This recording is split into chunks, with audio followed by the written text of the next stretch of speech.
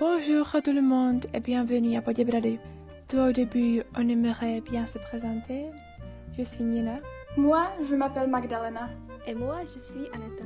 Et maintenant, on vous invite à faire une petite promenade dans notre ville.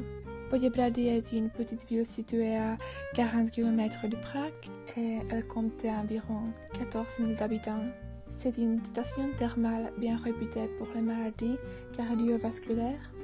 Peut-être vous connaissez la devise « Poděbrady est bon pour la cœur ». Mais attention, je ne parle pas de cœur brisé si votre petit ami vous quitte. Tout a commencé en 1905. C'est cette année qui a vraiment marqué l'histoire de la ville.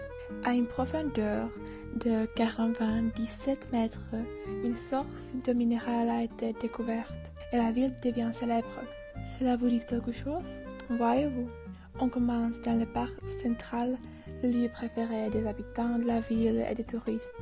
Voilà une des sources qui s'appelle Eliška. Il y en a au total 9 à Poděbrady. Voilà les grands arbres, les statues, les hôtels, les établissements du cœur, la colonnade de Monsieur Livinsky et la fontaine. C'est dommage, elle ne fonctionne pas, ce n'est pas encore la saison.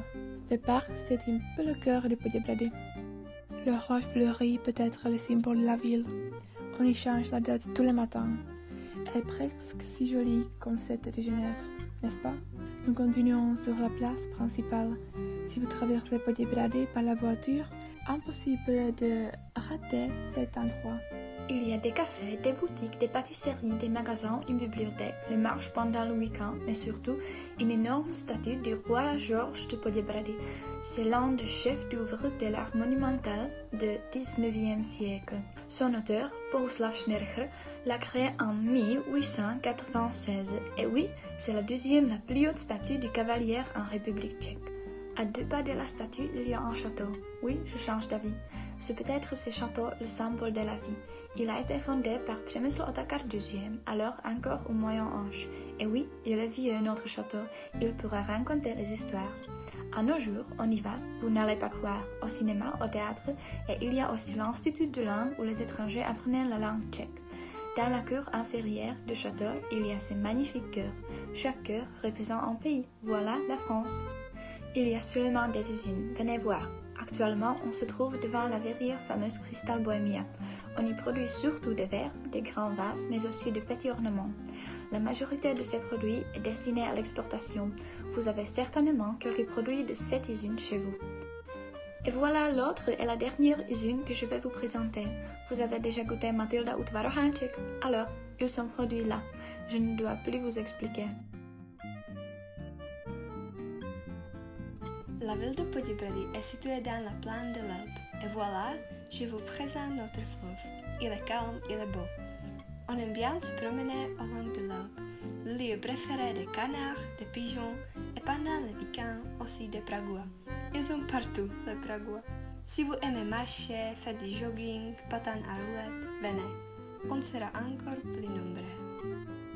Si vous avez envie de grignoter un peu, goûtez notre spécialité croustillant, les gaufres thermales.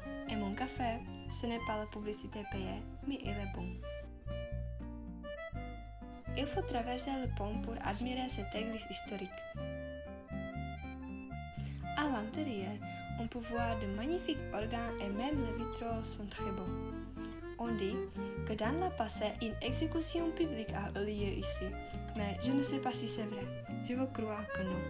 Un petit étang, le parc, le puits historique. C'est l'un des endroits les plus romantiques à Poděbrady. Idéal pour les rendez-vous et l'église pour le mariage.